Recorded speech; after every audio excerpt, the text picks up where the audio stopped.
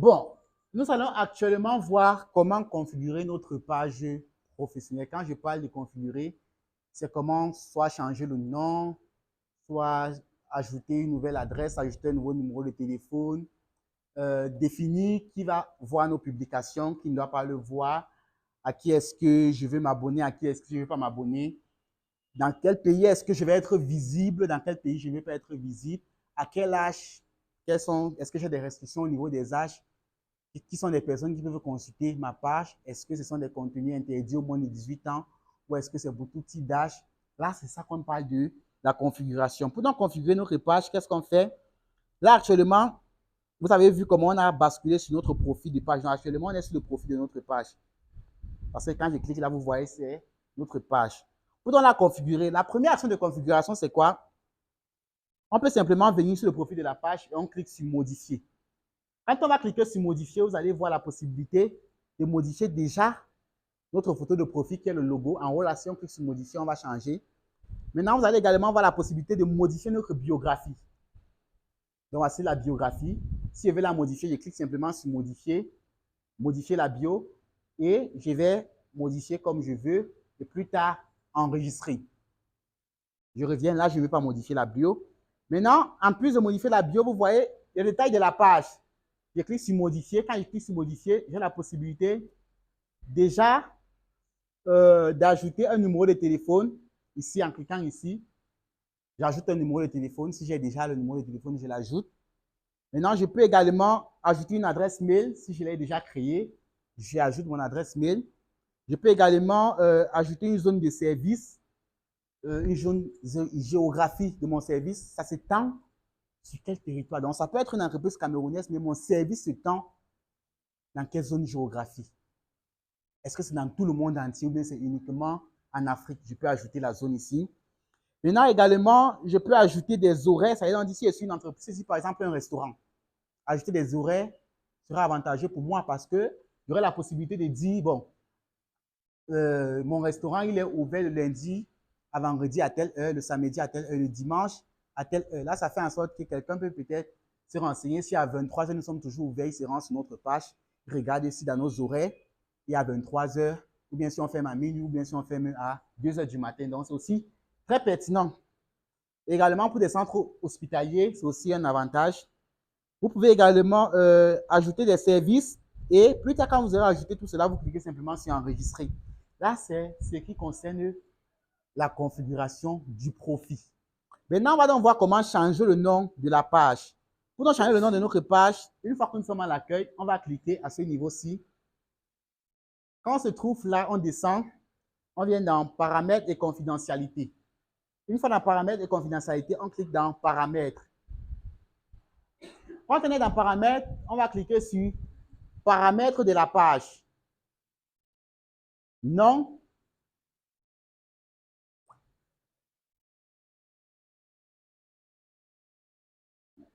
Là, la connexion d'Iran, je ne sais pas. Mais normalement, ça devait charger. Quand j'ai cliqué sur nom, ça allait charger et ça allait me demander si je veux modifier mon nom. Allez simplement cliquer sur modifier le nom. Donc, plus tard, vous pouvez essayer de votre côté. Là, on dit page web non disponible. Donc, c'est la connexion Internet qui fait, ou bien ils sont en train de faire une mise à jour de l'application de cette partie-ci. Donc, c'est pour ça que je n'ai pas accès à cela. Maintenant, je vais voir le prochain point à aborder. OK, toujours dans la configuration de notre compte, on va voir comment le sécuriser également, notre page. La confidentialité, ici à ce niveau, on peut dire qui peut voir nos publications. Déjà, il y a des particuliers qui créent des pages privées. Ça veut donc dire quoi? Des pages que ceux qui appartiennent sont des personnes qui ont rempli un certain nombre de conditions. Je peux peut-être décider après cette formation-ci de créer une page privée et plus tard, je vous donne accès à cette page privée parce que dans cette page privée, je partage des contenus dont je souhaiterais que uniquement ceux qui ont assisté à l'une de mes formations puissent en profiter. Là, ça fait en sorte qu'au niveau de la configuration de ma page, au lieu de mettre public, je ne vais pas mettre public, je vais plutôt mettre un autre statut, je vais le changer, je vais peut-être mettre privé. Vous voyez un peu. Donc, tout dépend du besoin de l'entreprise. Maintenant, également, il y a Oui, on va continuer. On va aller au niveau de la publication publique. Au niveau de la publication publique, vous pouvez dire des personnes en bas ici, en bas à ce niveau. Je parlais de la restriction géographique. Au niveau de la publication publique, vous pouvez donc cliquer ici pour dire je veux que ma page s'affiche uniquement en Afrique. Ou bien je veux que ma page s'affiche uniquement au Cameroun. Ou bien je veux que ma page s'affiche uniquement en Europe. Ça veut donc dire quoi? Si une personne qui n'est pas en Afrique se met là-bas en Europe et qui tape le nom de votre page, il ne va jamais la trouver. Il y a des personnes qui le font. Peut-être ils le font parce qu'ils veulent faire des offres promotionnelles sur cette page-là qui ne concernent que cette localité-là. Peut-être ils le font parce qu'ils sont en train de faire une copie d'un modèle qui existe ailleurs. Donc, il y a plusieurs raisons qui peuvent faire en sorte qu'on limite la zone géographique. Très important. Maintenant, en plus de limiter la zone géographique, comme je vous ai dit, on peut aussi mettre des restrictions au niveau de l'âge. Vous pouvez faire en sorte que les moins de 18 ans ne voient pas votre contenu. Les moins de 21 ans ne voient pas votre contenu. Peut-être pour des raisons, il ne sait pas trop pourquoi, mais peut-être vous avez remarqué que ceux qui ont 18 ans là sont toujours en train d'insulter les gens. Je ne sais pas trop, mais vous voulez simplement ne plus être en contact avec eux. Vous pouvez donc les bloquer. Ils n'auront plus accès à vos pages. Maintenant, également, il y a une autre fonctionnalité qui est très importante. On appelle ça le filtre à injure. Le filtre à injure, c'est très simple. Ça veut donc dire quoi? À chaque fois qu'une personne va laisser un commentaire dans votre page ou sur une publication, si le commentaire comporte une injure, ça va bloquer. Ça ne va pas afficher. Donc, si le commentaire comporte une injure ou un mot, là, c'est au niveau des injures. Si je clique sur activer, automatiquement, Facebook a une base de données des injures. Peut-être que quand une personne va mettre un commentaire, peut-être avec salaud, ça ne va pas afficher le commentaire.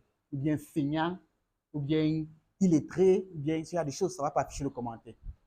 Là, c'est le filtre en injure. C'est très important également pour des pages. Vous pouvez les activer dépendamment de vos besoins. OK. Maintenant, également, il y a le filtre de la liste de blocage. Donc, ce n'est pas celui-ci que je vais montrer. Aperçu hors Facebook. Également, l'aperçu hors Facebook, c'est très important. Si vous ne voulez pas que des particuliers, lorsqu'ils tapent votre nom ou le nom de votre entreprise dans Google, on ne vous retrouve pas. Vous venez vous désactiver l'aperçu hors Facebook. Et donc, que quelqu'un qui fait la recherche de votre entreprise hors de Facebook, donc dans Google par exemple, ne vous verra pas. Je ne sais pas les raisons pour lesquelles vous avez besoin de cela, mais si vous avez besoin, vous pouvez désactiver. Parce que automatiquement, quand vous êtes présent dans Facebook, si on tape votre nom dans Google, comme on vient d'écrire là, travel.voyage, ça va directement faire apparaître votre profil Facebook. Mais si je désactive ça comme j'ai désactivé là, vous allez voir que si on tape ça, ça ne va pas apparaître. Vous voyez un peu.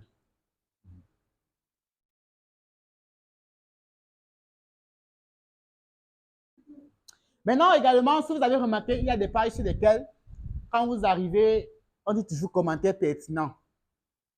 Oui, là, c'est activé, c'est toujours activé par défaut.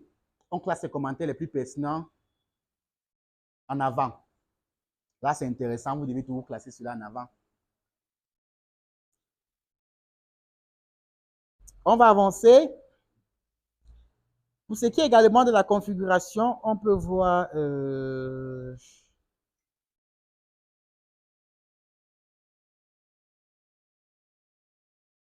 statut de la page. Au niveau du statut de la page, c'est à ce niveau que vous pouvez vérifier si votre page est conforme au règlement de Facebook. Donc, si comme le monsieur l'a parlé, il y a des restrictions et tout, si votre page a certaines restrictions, quand vous allez venir sur le niveau du statut de la page, on va vous signaler que votre page n'est pas en santé. Vous avez vu ici, on dit ma page ne présente aucun problème. Pour celui qui a au frein, par exemple, un règlement de Facebook, on va lui dire que sa page n'est pas en santé. Et plus tard, on va lui demander d'effectuer un diagnostic pour pouvoir voir la maladie de sa page. Donc, c'est très important. Pour voir si votre page est en santé, vous devez toujours regarder son statut. Est-ce qu'il est en santé? Est-ce qu'il ne l'est pas?